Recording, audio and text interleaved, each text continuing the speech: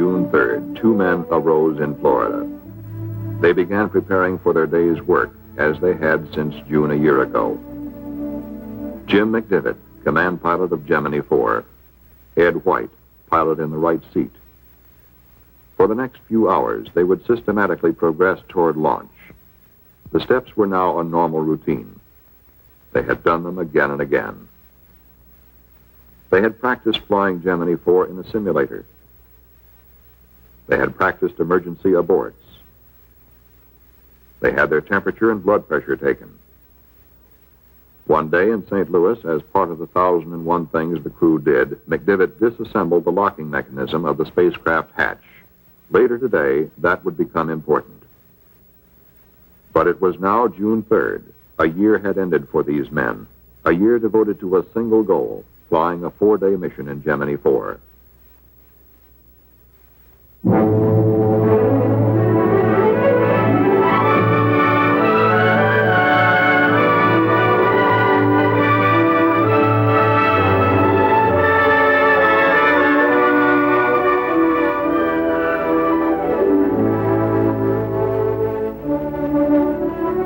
America's first long-duration mission, Gemini 4 would complete 62 revolutions. The flight plan called for the spacecraft to be inserted into orbit at 32.5 degrees north latitude at 185 statute miles in altitude over Bermuda. People were already adding a new word to their vocabularies, EVA. It stood for extravehicular activity. Some were uncertain whether you said EVA or EVA. But regardless of the pronunciation, it would become an abbreviation of our time. The flight plan called for EVA to begin on the second orbit. Somewhere over Hawaii, the pilot was to open the hatch of a depressurized cabin and stand up. Over the west coast of the United States, he would leave the spacecraft and expose himself to space. For 12 minutes, he would perform maneuvers over the United States. He would return to Gemini 4 and continue the mission as the spacecraft neared the night side of the Earth over the Atlantic. This was the flight plan.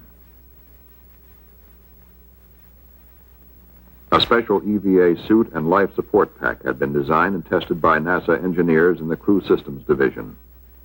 The EVA helmet has 3 visors. The inner visor is the normal suit visor, which seals in suit pressure. Over it are 2 special visors. They are detachable and need not be worn throughout the entire mission. The outer or sun visor is easily recognized from its gold coating. It reflects both visible light and infrared rays. With it attached, only 10% of the sun's visible light is admitted. Beneath the sun visor, but not visible here, is an inner protective visor made of polycarbonate plastic. The Gemini suit has layers of aluminized mylar, nylon, and felt. In combination, they protect the astronaut against temperature and space particles.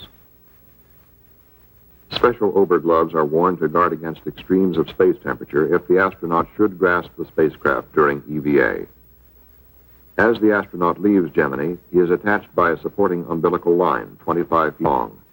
The umbilical is actually one assembly consisting of 3 elements: a nylon tension line, electrical wiring, and an umbilical line. The nylon line or tether is shorter than the umbilical line.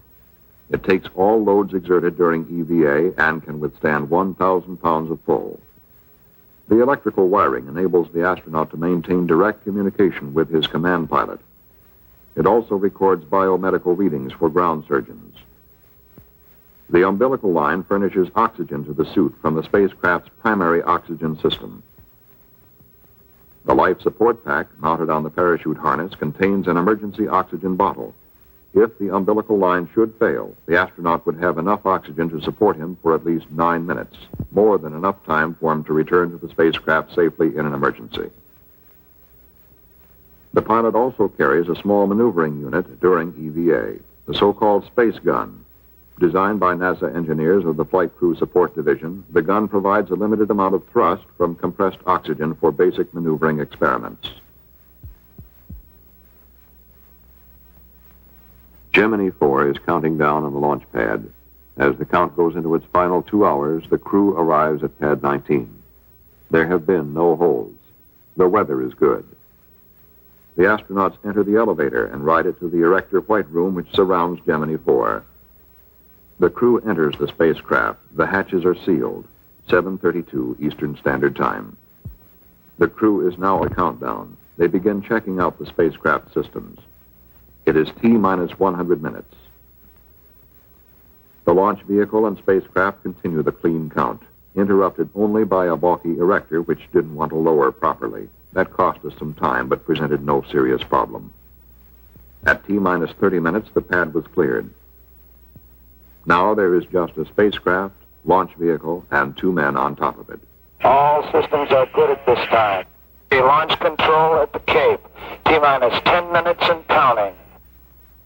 6 minutes before launch. The spacecraft test conductor signed off to the spacecraft with these final words. Okay, Jim, have a good flight. 5, 4, 3, 2, 1, 0. Ignition. Lift. At 10:16 Eastern Standard Time, Gemini 4 was on its way. We have a roll program initiated. I know. Flight to have started. And in sync. Right. Roll program completed. McDivitt report. And the pitch program has been initiated. Right. Mark 50 seconds and we're go. Guidance reports a go. The flight trajectory looks very, very close to right on the nominal value. That's good. Flight data pretty noisy, but we're okay. Flight Fido, good on Mod 3, a little high. And Jim McDivitt reports Gemini 4 is go for staging, which will occur in a very few seconds. Just go. We have staging, and it's been confirmed here on the ground. Thrust looks good.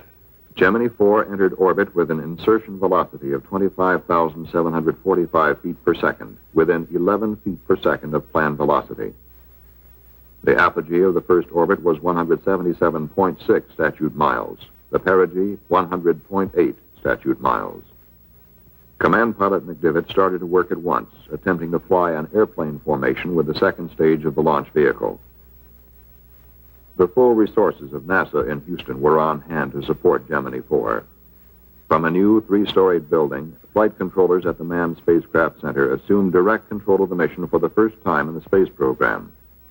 The mission director now checked the status of a possible rendezvous. Ask him about his track with the launch vehicle. Roger. I haven't decided this time. It's directly below me, about 4 or 5 feet up at his first downhill. Roger. Everything seemed favorable at that time. But as the first orbit progressed, the second stage of the launch vehicle drew away. Roger, Glamis. We still have the booster. We're out quite a ways from it now. It's taken a little more fuel than we had anticipated. To really make a major effort to close this last thing or to save the fuel? The answer was almost immediate from the mission director. You might tell him, as far as we're concerned, we want to save the fuel. We're concerned about the lifetime when we are matching that booster. Okay. And that was it. Okay. The second stage of the launch vehicle went on to become simply Space Object 1391. It would burn up over the mid-Atlantic 2 days later. Gemini 4. Okay, we're giving you a go for your EVA at this time. Okay. The crew started their checklist for EVA, but Command Pilot McDivitt decided not to rush things. He elected to go for EVA on the third revolution. Hawaii, Gemini 4. Go ahead, Gemini 4. Next pass around. I don't think we want to try. Very good. Tell him we're happy with that. Next pass around. Tell him we're happy with that. Most of the world waited 100 miles below. The crew had completed final preparations. The cabin was depressurized and the hatch open. Coming up on Hawaii, McDivitt reported that he was satisfied and ready to begin EVA. Sir, you ready to have him get out? Roger, flight. We're go. He's got some nice elevated rates, which we expected, and he's really speeded it up, but he looks great. Let's go. Okay. Hawaii. Houston flight. Houston flight, Hawaii, Capcom, go. Tell him we're ready to have him get out when he is. Gemini 4, Hawaii, Capcom. We just had word from Houston. We're ready to have you get out whenever you're ready. Okay, we better go now, is that right? Affirmative. Okay, we're still doing a little work right here. Roger, understand. Get his status, Hawaii. Gemini 4, Hawaii, Capcom. Okay, I'm set separating from the spacecraft. Okay, separate from the spacecraft at this time, all right. Okay, my feet are out. Okay, your feet are out. I think I'm dragging a little bit, so I don't want to fire the gun yet. Yeah, don't get over. Okay, I'm out. Okay, he's out. He's close to free.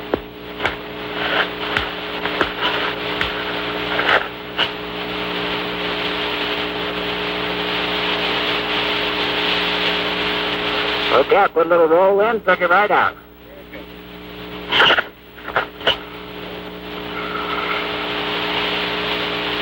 Am I in your view, Jimbo?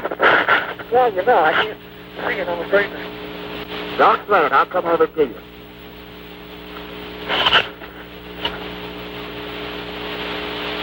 Yep, there goes your glove. Now we just let it go. All right. Okay, I rolled off, and I'm rolling to the right now. Under my own influence. There goes a... Looks like a thermal glove, Jim. It is, Ed. All right. Now, I've come above the spacecraft. I'm coming back down now. I'm under my own control. Okay, I'm coming over. You look beautiful. I feel like $1 million. Coming back to you. The gun works real good, Jim. Let me get over here where I can see. Yeah. Well, I got me upside down. Okay, don't fire the pressure. Make that flag look pretty. Yep. Okay, I'm right by the front antenna now. Okay. Let me get some notes for you, Ed. I already get some tremendous pictures of you. Let me try again with the autobot. Okay, I think I've exhausted my air now. Stay right there. I had very good control with it. I just needed more air. Okay, stand by. Let me take a couple pictures for you, bud. All right. Tell me what you think. That's right. Capcom, it's very easy to maneuver with the gun. The only problem I have is I haven't got enough fuel. I've exhausted the fuel now, but I was able to maneuver myself out front of the spacecraft back. I maneuvered right up back on the back of the adapter. Just above Jim, came back into his view. This is the greatest experience. It's just tremendous. Right now, I'm standing on my head, and I'm looking right down. It looks like we're coming up on the coast of California. As I go on a slow rotation to the right. There's absolutely no disorientation associated with it. One thing about it, when Ed gets out there and starts wiggling around, it sure makes the spacecraft tough to control. Okay, I'm drifting down underneath the spacecraft. There's no difficulty with recontacting the spacecraft. It's all very soft. Particularly as long as you move nice and slow. I feel very thankful to have the experience to be doing this. I'll bring myself in and put myself out into your view, Jim. Is he taking pictures? Okay, do you want me to maneuver for you now, Ed? No, I think you're doing fine. What I'd like to do is get all the way out, Jim, and get a picture of the whole spacecraft. I don't seem to be doing that. Yeah, I noticed that. You can't seem to get far enough away. No. Texas, remote your air to ground. California, go local. I'm coming back down on the spacecraft. Listen, it's all the difference in the world with this gun. When that gun was working, I was maneuvering all around. Just for your information, Ed, we're only down to 48% on our O2. Okay. He's got O2 pressure is about 830, so stay right up there. Let me get a picture of it. You see the camera here? Yeah. No, not now. I'm out of it. Yeah, you got about 5 minutes. Okay, I will let myself go out now.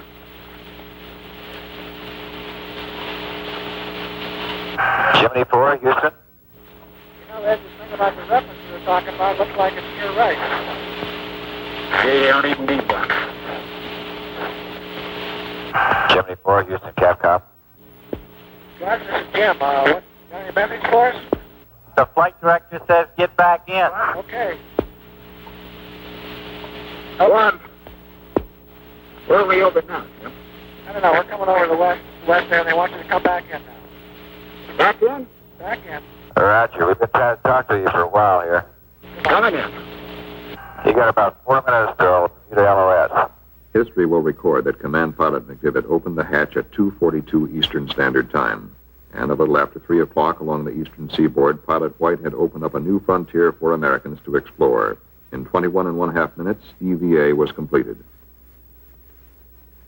Inside the spacecraft, the crew was faced with a problem. The hatch would not close. That day in St. Louis, when McDivitt took apart the locking mechanism, now paid off. The hatch finally closed. The cabin was repressurized, and the mission settled back into its 4-day cycle. The crew was busy stowing the extra equipment. What do you think, Gun? He's busy and he'd rather not talk to us. Roger. America settled back into its daily routine. TV and radio returned to their regular programs. News reporters and editors concentrated on other stories. Like their earthbound counterparts, the crew settled down to working, eating, sleeping. But most of us have not flown in orbit. It might seem that 2 men in space for 4 days have considerable time hanging over them. What is it like? Your basic job is that of a space test pilot. And like all test pilots, you must follow a careful routine. Each spacecraft system must be checked out on a planned schedule. You verify your readings with ground control. It goes like this. Roger, give me the status. Can you give me the battery readouts, please? Roger, stand by, they're coming. All right, Gemini 4, you can turn your radiator correction, your secondary pump A off. You've operated it normal. Your radiator looks good. Roger, operator normal and secondary pump A off. Secondary looks good. Okay. In the past, an astronaut stuck very close to the basic job of flying a mission, performing as many simple experiments as his flight plan permitted. But the 4 days of Gemini 4 gave Command Pilot McDivitt an opportunity to live in space and plan work on a scale impossible before. His flight plan included 11 onboard experiments. For convenience, they may be roughly divided into medical, measurement, and photographic categories. There were 3 medical experiments: in-flight exercise, in-flight phonocardiogram, and bone demineralization. The 5 measurement experiments included measurement of radiation, spacecraft exterior, radiation, spacecraft interior, measurement of the electrostatic charge accumulated on the spacecraft exterior, measurement of the direction and amplitude of the Earth's magnetic field, sextant-type measurements for navigation study. And finally, there were 3 photographic experiments: synoptic weather photography, synoptic terrain photography, Earth limb photography. All 11 experiments are important in increasing our knowledge of how man will live and work in space, but the photographic experiments are visually more interesting to us. As Gemini 4 swept over Africa, it looked down on the ancient Nile Delta from approximately 120 miles in space. In a single photograph, it caught a view that includes portions of 7 countries in which some 25 million people live. Experts identify Alexandria dead center screen at the bottom of the frame. This is Port Said, entrance to the Suez. Tel Aviv and the Dead Sea, with their long historical associations, are left screen. And to the right, almost parallel, lie the Red Sea and the Gulf of Suez. The Earth's limb, or boundary layer of red and blue above the atmosphere, was the subject of another experiment. Reduced to a gray scale by filters, these photographs will be studied with a microdensitometer to determine the excess elevation of the blue limb above the red as an aid in space navigation. The experiments were conducted throughout the entire mission, and all were completed. On the second day, as Gemini 4 came within range of Hawaii, it set a new American space record. Everyone was pretty casual. I also would like to congratulate the new American space flight record. Congratulations. Roger, we got 5 more to go. People went to work and returned home. In many parts of the country, it was already summer. With the weekend coming up, the cars were heading for the beach. The mission of Gemini, to live and work in space for 4 days, went on. Food has been planned as a working man's ration. 4 meals a day, 2,600 calories. Laid out on a table, it looks a little different from a regular meal. Plastic packages with bite-sized meals or freeze-dried food to be reconstituted with water. But it was good, solid, everyday fare. Meat, salmon, chocolate pudding, chicken, potato soup. After the first day, the astronauts ate the prescribed 4 meals a day. They would come down with only a portion of the last meal left. But sleep in space required an initial adjustment by the crew. It was somewhat like sleeping out under field conditions. Each astronaut showed individual patterns of response to the new environment, and White seemed to sleep more restfully than McDivitt. During the final 2 days of the mission, Command Pilot McDivitt took a series of formal and informal motion picture shots with a 16-millimeter camera mounted at the pilot's window. The camera turns inward. For a brief moment, we are able to ride tourist class with Gemini 4, watching the crew at work. We catch a glimpse of a space sunrise, flaring in brilliant color over the Earth horizon. Using the same camera, McDivitt photographed ground objects, including this small island in the Gulf of Mexico off the Texas coast. On another occasion, he photographed approaches to Yuma, Arizona. The detail seen here shows great promise for scientific exploration of the Earth, heretofore impossible. Using this technique, we could chart the major currents of the ocean, study weather patterns, and map the geology of the Earth. Shortly after the new shift came into mission control on the 4th day, the first spacecraft problem arose. The computer did not function. Be advised that even when I turn off the computer operates, which I still have the malfunction light on. We'll work on it. We'll give you an answer when we get one. The malfunction was pinpointed in the 49th revolution. When it did not clear up, Mission Director Christopher Kraft made a decision. Gemini 4 would go to a rolling re-entry. He immediately queried the command pilot. Hey, Gemini 4, what is your feelings on a rolling re-entry versus a 90-degree bank angle? We're recommending rolling here. Yeah, get the job done, so why don't we go ahead with it? The 60th revolution, the 4th day, and the computer out, but no problem. The flight surgeons made their final checks. Both men were busy stowing equipment. Now it was the 62nd revolution, coming up on Hawaii. The orbital attitude and maneuver thrusters were fired to assure orbital decay and re-entry if the retrograde rockets did not fire. Now television and radio were back again. A nation paused on a Monday morning, waiting to fly in with the crew of Gemini 4. Give him an 8-minute mark to retro 5. Gemini 4, Hawaii, stand by for an 8-minute mark to retro 5. 2, 1, mark. Mark.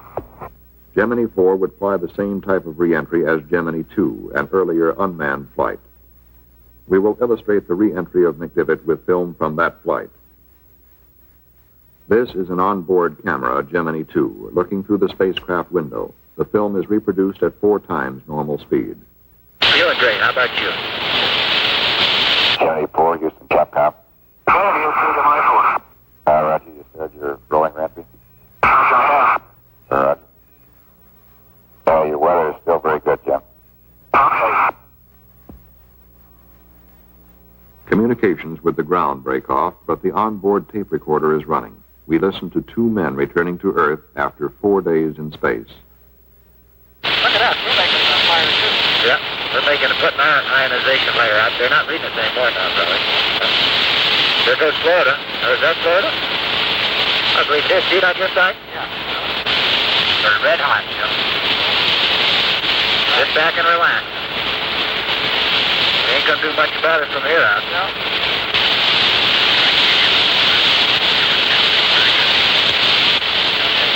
Get ready for the Jeep, Ryan.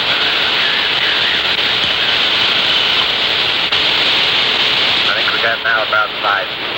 What would you say, Phil? It's only going up and right now. You know, it's kind of nice to have some Jeeps out again. Yeah, it is. It's making me dizzy going around in circles. Look at the paint coming out my window. Roger, Kickapoo. We're just about ready to put the parachute out. Stand by. Okay, parachute's coming.